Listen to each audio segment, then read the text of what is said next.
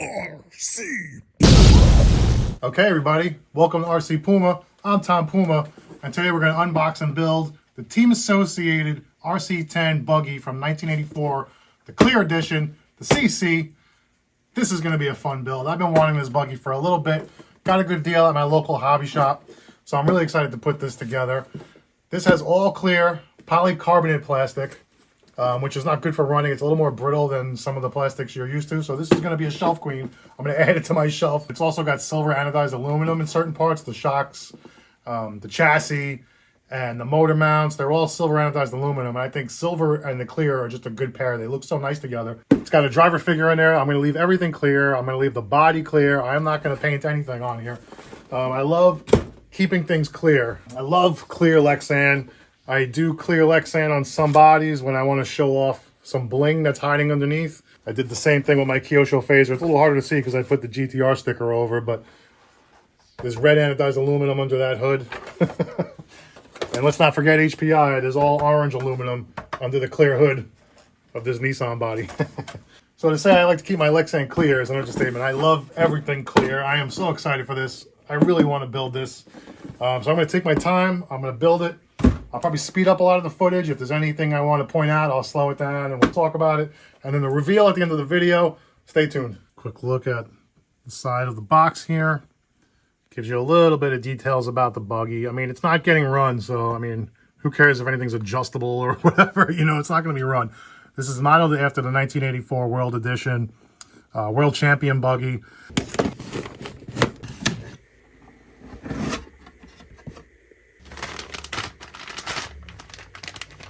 All right, bag G. Looks like it's all shock parts. Nice silver anodized aluminum in there. I'm going to cut the bags open, but I'm not going to empty them out because the instructions go in the order of the bags, and I don't want to mess all the parts up. So I'll just pull one out just to show it to you on camera. And then I'm going to stick it back in there.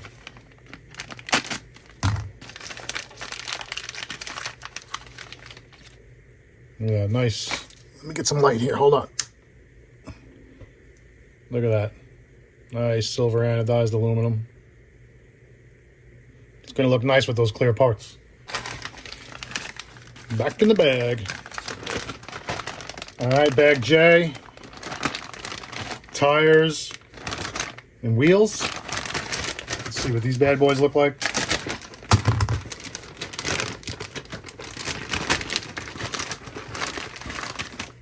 Cool.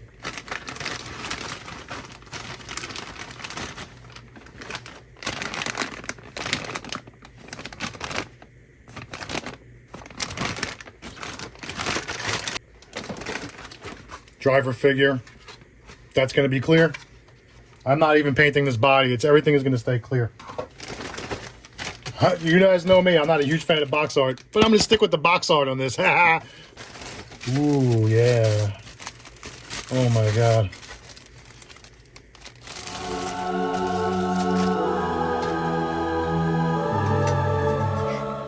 You know you love it.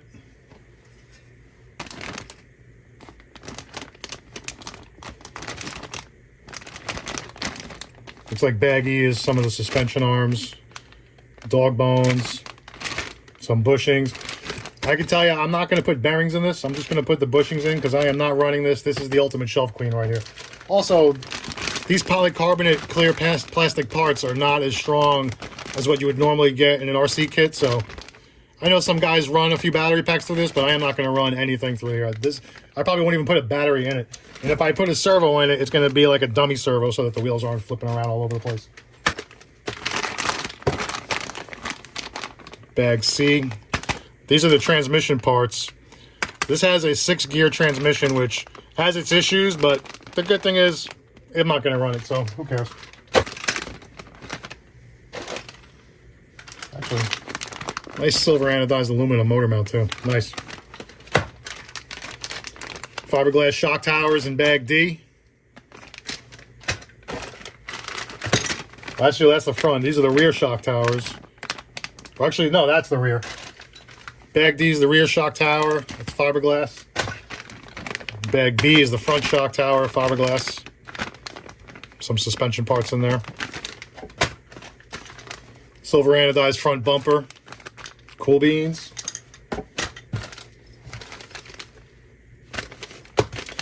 So I know that in 1984, this is what the tie rods looked like. There was no little notched spot in the middle that you can grab with like some needle nose or a tool, you know, or a turnbuckle wrench to put those together. So those are going to be a pain in the butt, but whatever, who cares? Instruction manual. Some other random parts. Check out this decal sheet. That is going to look so nice on a clear body. Can't wait. Window masks, don't need those. More decals. A lot of decals with this. It's going to look so awesome. Okay, there you go. Bag A is the front skid plate and some hardware. Bag B is the rear shock, front shock tower with some suspension parts, swing arms. Bag C is the transmission, the 6-gear transmission. Bag D is the rear shock tower with some suspension parts. Bag E, got some swing arms in here and some hardware. Where's bag F? Bag F is the tie rods, turnbuckles. Bag J is all the tires and wheels and all that fun stuff. Got your bodies and stuff over here. Bag G is all the shocks, but well, it's nice that they give you the shock oil, but I'm not going to put any oil in these shocks. It's just going to sit on the shelf. What's the point? It's just going to make a mess anyway. Gorgeous silver anodized aluminum chassis. Absolutely beautiful. I'm so glad I went to my local hobby shop. He's always got the coolest stuff in there. So you can see how the manual is laid out. Step 1 is bag A, right? And then you go to the next step, right? And then step 2 is bag B, and step 3 is bag C, and so on and so on and so on. Step 1 is the chassis. Nice, let's go. So here, right off the bat, I was making a mistake. I had this screw going here, which was totally wrong. It's this really, really tiny screw that goes in there. Already making mistakes. Bag A. Mistake 1, let's go. This is why you don't over tighten anything until you're done. Loosely fit everything together, and then when you're done, circle back and tighten all your bolts. That is a kit building best practice by RC Puma. And also, it says to thread lock all these screws, but I'm not running it, so I'm not thread locking it either. Don't over tighten these. If you're building this and you over tighten it, you'll bind it up. Watch. Right now it's good because it's free moving. If I just go like a half a turn more, it's bound up. So if you're going to put these on, if you're going to build this kit, just put it all the way on and then back it off just enough so that you free that up. You want that to be free moving, especially if you're going to run it, which you're probably not. But the steering system should always be free moving. Don't over tighten these. Although I will say, if you're going to display this on the shelf and you don't put a servo in, they'll be flapping all over the place, like your wheels will be flapping. So if you do want to tighten that down, at least you'll stop your wheels from flapping, and you won't have to put a servo in here, like a dummy servo, just to hold your tires straight. So I think that's actually what I'm going to do. I'm going to tighten mine all the way. This way I don't have to put a servo in there to stop the wheels from flapping around. I like to clean my trash as I go. I got a little garbage can over here. I just throw everything out as I go. On to bag B. I don't know if you can see it on here, but these hubs have left and right stamped on them. Pay attention to that when you're building. You know, these E-clips might be a pain in the butt, but you got to remember when you're building this kit or any other vintage kit, this is what they had back then, and this is supposed to be replicating what they had in 1984. So this might seem like a pain in the butt to some people today, but, you know, because we have so many new ways of doing things, but this is how they did it in the 80s, so this is how we're doing it today. That's not to say that a lot of kits aren't still using E-clips, but, you know, this is pretty accurate representation of the build of the kit from 1984. Always make sure your parts trees are clean and clear before you throw them away. You don't want to throw any parts out. So it appears there's a few different hex sizes that are you need for this kit. So just be prepared with tools if you plan on building this kit. Don't over tighten these screws. You're going into this brittle plastic. If you over tighten it, you're just going to crack this plastic. You're not going to strip the bolt. You're not going to strip the head. Just be careful with this kit when you're putting these screws into this brittle plastic, that you not only don't over tighten it, but lube these screws up a little bit with maybe a little diff fluid or shock oil before you put them in. If you crack this, you will crack this plastic. You won't strip out these screw heads. You will crack this plastic and you'll be done. So just put these screws in slow. Don't over tighten them and just take your time with it. I know a lot of guys are going to be tempted to use power tools when building this kit. I would say stay away from the drills. Just use your drivers and hand tighten these screws that go into this clear plastic. If you don't have the finesse to handle the drill when the screw head gets close to the plastic, you're going to break this plastic. Just take your time, use your hand tools, and screw these in manually. Hear that? Listen. You don't want that. Lube your screws. Lube your screws, my friend. Hear that? That's not good. If you start getting too much friction and resistance, you're going to crack the plastic. You have like one of these old tubes that come with your kits that's got a little shock oil or diff fluid, probably some lightweight shock oil. These are good because they have that little nozzle on there. And you can literally just put a little drop, boom, on each one of these screws, and that'll help you screw them in without cracking the plastic. See, just a little drop on each one of these screws, and that'll help you screw them in without damaging the plastic. So much better. They go right in. Don't use a drill. Just do a little bit of shock oil. One little drop is all you need. See, now it's not squeaking when it goes in. It just goes right in nice and easy. This is probably the best advice you can get when building this kit. That is the most important piece of advice you need when building this kit, is lubing these screws up before you tighten them up into the clear plastic. Otherwise, you're going to break the plastic and you're just going to be sitting around waiting for parts. Take the time now to build it right instead of cracking plastic and waiting, and you're probably never getting to build it. So take it from me. Lube your screws, people. And again, don't over tighten this kit. Just snug it up. Just until you feel it bottom out, like right there. I just felt it stop. That's it. You don't want to go even another quarter of a turn.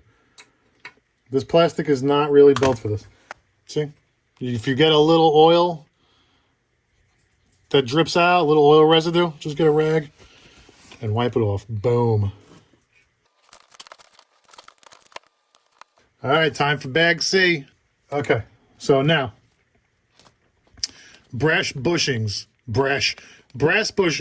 Normally, you're going to want to put bearings in your car. But I am not running this, so I will be putting the bushings in. I wish they were silver bushings, though. I'm not going to lie.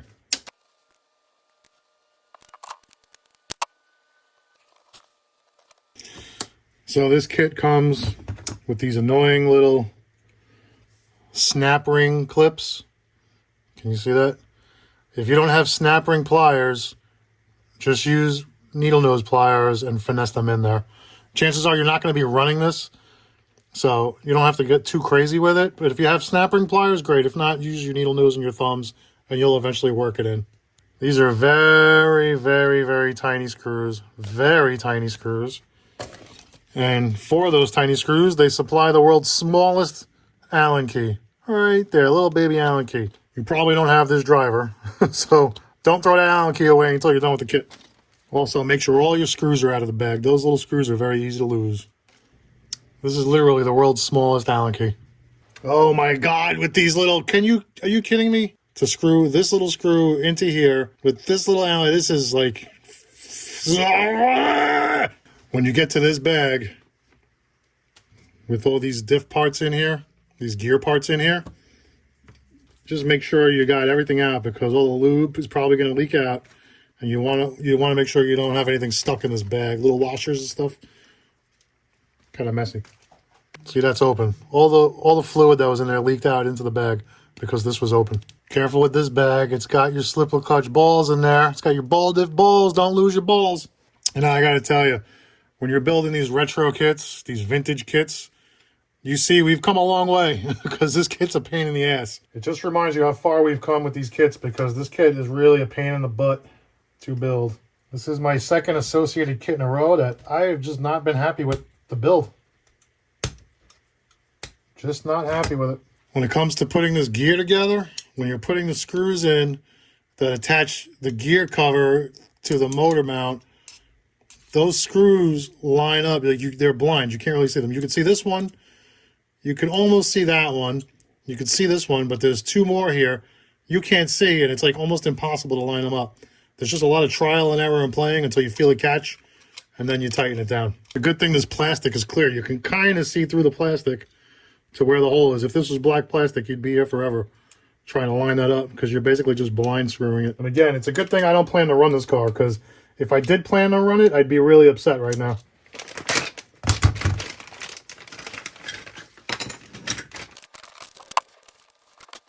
Okay, so you see these little roll pins that go in here? They're not really machined little pins. They're kind of rolled metal so that there's friction there. When you put it in, they won't slide out. But they are really tough to get in there. What I suggest you do, I know it's going to be hard to see on camera, but it's a rolled pin. So what you're going to want to do is just take your pliers and just narrow that roll down. Just crimp it a little bit so that it's easier to get it through the axle. Otherwise, you're going to be here forever trying to squeeze that thing through the axle. It's not going to work. It's hard to see it on camera. Where's that little roll? See that little roll? You're going to want to pinch that together as tightly as you can. This way it's easier to get into the axle. Okay, a little bit past the halfway mark here. You can see it's starting to take shape. That clear plastic is really beautiful. The silver aluminum looks really great with the clear plastic. And I even like the fiberglass shock towers in the front and the rear.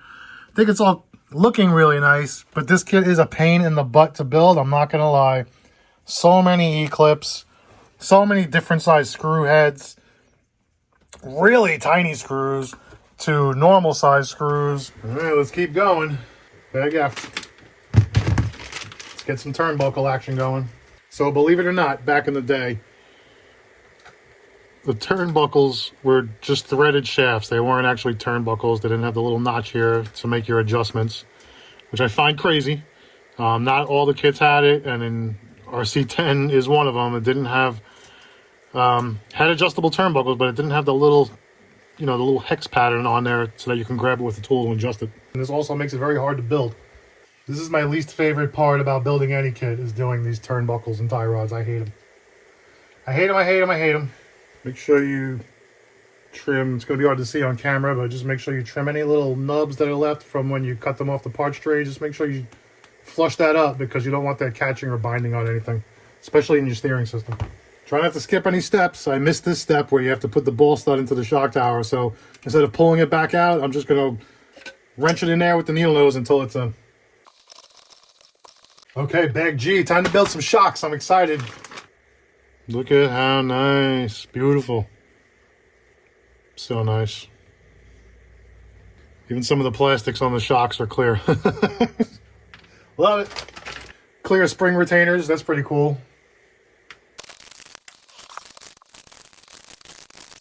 Dropping E-clips like a boss. The only thing I hate about building kits is some of these parts are so small. Little screws, little E-clips. I just can't grab them with my fingers. I just can't do it. There we go. No need to put oil in there. I'm not running it. It's just going to sit on the shelf, but there's the shock. It's kind of cool. Nice looking shocks. Now let's build the other three. If you don't have a shock shaft tool, good investment. I suggest you get one if you're going to be building kits or wrenching at all. This is a great tool to have. Makes it so much easier. You don't scuff up the shock shaft. Look at that. Boom. So much easier.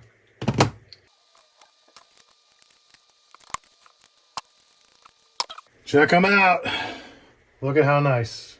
Look at how nice these shocks are. Beautiful. Really nice shocks. Really, really nice shocks.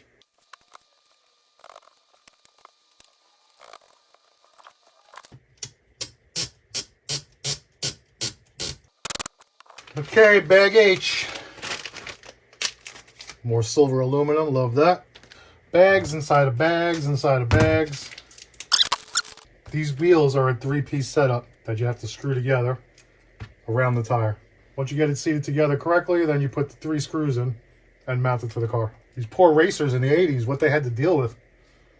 It's enough to get somebody out of the hobby. No tire foams either, by the way. All right, now for the rear tires. It's going to be the same thing, 3-piece setup.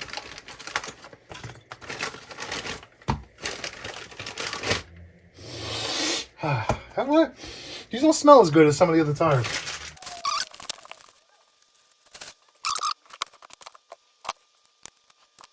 So they were smart enough to make this insert flexible so that you can squeeze it into this tire, because all this other plastic is very brittle. This is probably the strongest piece of plastic in this kit, is this wheel insert, because it's such a pain in the ass to get in there. This would have been a lot better if I just had a one-piece wheel that I was stretching a tire over. Everything about this kit is a pain in the ass, even the tires and wheels. Pain in the ass. This kit is not for beginners. That's for sure. A beginner would have fucked this kit up 10 times over, because I almost did, and I've built dozens and dozens and dozens of kits, and I almost screwed this up a bunch of times. Oh, my back hurts. Don't over tighten these screws, because you can't buy replacement wheels, and you don't want to strip these out, and you don't want to crack them. The only way to get replacement parts for this is to buy a whole nother kit. There we go. Tires and wheels are done. Hello, there you go. Well, I'm sure it's going to be a pain in the ass to mount these wheels now, because nothing's been easy with this car. Okay, there you go. There's the chassis. Started putting the light buckets together. I'm going to pull the body out of the plastic, throw some stickers on it, and then she'll be done. All right, she's looking good. The clear plastic and the silver looks really great together. Looks really good. Is it worth all the trouble to build this? I don't know. We'll see when I'm done, but I'm working on it. We'll see how it turns out. Body coming up next. All right, let's cut this body out. By the way, using an X-Acto knife is the best way to cut the body out. You just score it, and then it kind of just peels away all by itself, see? Best way to do it. Don't let anybody tell you differently. Look at how clean that came off.